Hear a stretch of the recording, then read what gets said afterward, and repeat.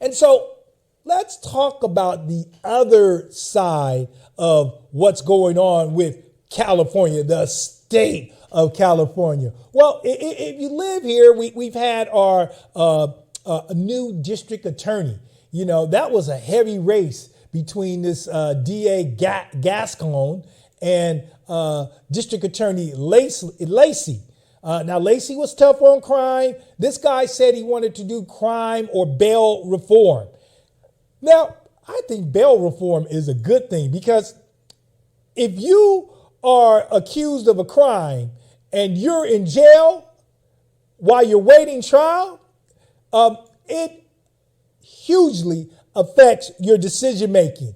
You might take a plea bargain that's probation so you can just get out of jail. But if you were outside of jail and they offered you that plea bargain and you know you're innocent and you're willing to prove that you're innocent, yeah, you can stand and wait because you're free. But if you're in jail in the same circumstances, you might not want to fight that case. You might want to take the little easy road out into society and then later deal with the fact that you're a felon and now it's hard to get a job. It's hard to get an apartment. See, you didn't think it all the way through. You just wanted to get out of jail. So I think bail reform is a good thing. But we've seen in some circumstances individuals taking advantage. So the bail reform is a good idea. Maybe we need to modify it a little bit. Like if I'm out on bail reform, in the meaning I committed, I don't commit anything. Meaning someone was assumed to commit a crime and they were not went to jail, but they were arrested and they got a court date. They do not, in most cases, have to give bail so they can stay out. So that's a good idea. But let's say that happens and then they got in trouble on a different case. Now, after one strike, you get that bail reform and now you got a second accusation. Maybe you shouldn't get the free bail reform. Maybe you got to put up a little something or the entire bail or get a bail bondsman.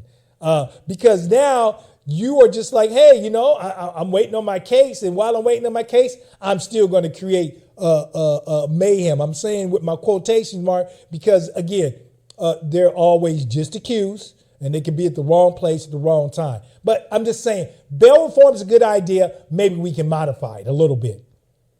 But all of these things that we're allowing, and I'm going to come back to this one. Once again, I'm going to come back to this one. All these things within our government is creating mayhem and chaos instead of order. Instead of order and the law, and we're going to, enforce the law, we are doing things. Our governor, Newsom, has he signed law SB 37. And SB 37 was repeal the crime of loitering with the intent to commit prostitution, also known as walking while trans law. Wait a minute. This discriminating law targeted and profiled black, brown, and trans women, and it needed to go. See, this is how they word and have different words, and they play with words. So I think we can all tell a prostitute that's walking the streets. It doesn't take a rocket scientist to see somebody, am I being biased, who's dressed super sexy, super revealing, and keeps walking back and forth in the same area and goes up to strange cars that stops and talks to her. Now, maybe we need to write a list. Hey, if you're dressed a certain way, and if you stay in a certain area, and if you approach cars, those are the three variables that we can determine that you are the intent to commit prostitution. The intent. So, yeah, basically now Governor Newsom basically said, hey, you know what? We're not going to mess with these hoes. These hoes can just walk down the streets in any neighborhoods in California and freely sell their goods. How does that do with property value in the neighborhood? This is Figueroa, and Figueroa has always been known to have prostitutes walk down the street. So they can go in your backyard, in my backyard, anywhere that they want to go. And maybe we can put a little bit more pressure between them in the neighborhood. I can't really see them doing that in Beverly Hills. But guess what? Our governor has allowed this type of, is this lawlessness? Yes. And we got the age of all this high tech stuff. So look, if you want to do your prostitution, you got all these apps, and we live in an app society. So you don't need to go out in the streets and offer some type of solicitation. All you need to do is get caught up in the apps. But that's not what our governor has allowed.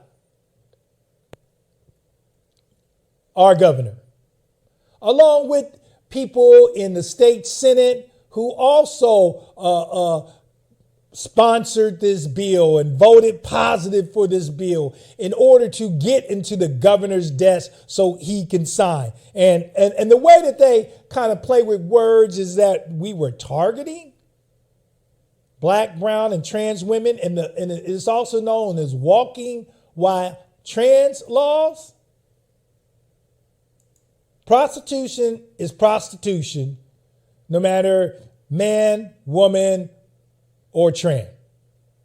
Prostitution is prostitution. And any law-abiding, decent citizen doesn't want that in their neighborhood. But why? We go back to this, what they say earlier. What is the thing of government? And they wanted order. They said order. So that really didn't apply. So we got basically this bail system that was reformed. Then we are allowing prostitutes to walk the street. And now, even more, there's the law where if you don't steal more than $950, you won't be prosecuted. Okay, so let's take a look at that, because this was an AP fact check way back in 2021. And the claim was under Proposition 47, and 47 was passed in 2014. Thefts under $950 will not be prosecuted. And they say this is false. Proposition 47 was passed in California in 2014 and reclassified felony theft offenses as misdemeanors. It did not allow shoplifters and petty theft to go unprosecuted. Okay. That's a correct determination of what the law says, but the enforcement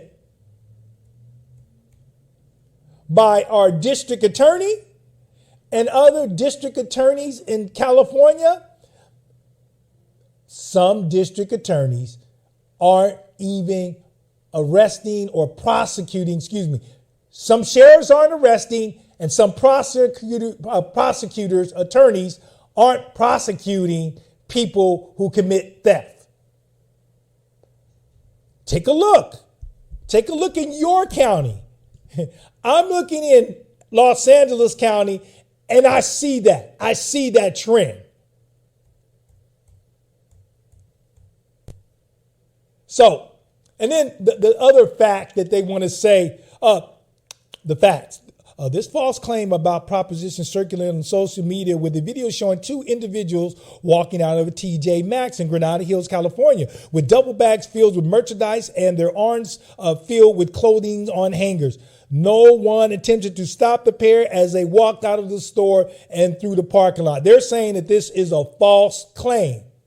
Well, I guess they needed to get their facts together because later on in 2023, we saw a rise. Another flash mob Of robbery, lawlessness. this one erupting at the Nordstrom department store as more than a dozen people, masked and hooded, were seen stealing high-end handbags. Some even dragging purses chained to the display case nearly out the door.